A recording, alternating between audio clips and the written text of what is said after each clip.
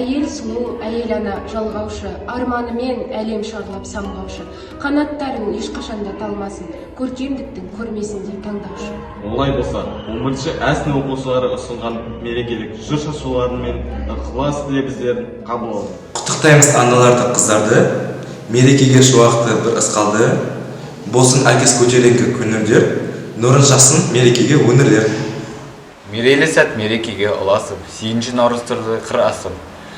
Қыз келіншек нәзік жандыра мейрамы, көктемнің шапағатын тұр шашып.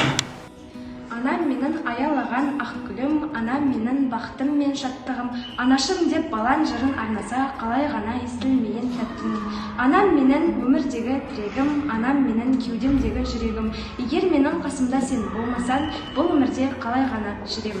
Арманымды ақтармын ба жүрегімді тербесем, айға сыйлы қарындасың қасиетті жергесен, мен өзімді теңдесі жоқ құдірет деп түсінемін, сендік қуат, мінез артық жерін тарту күшінен.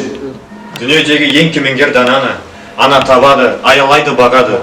Сол үшінде құдіретіне бас иіп, құрметтейік қасиетті ананы.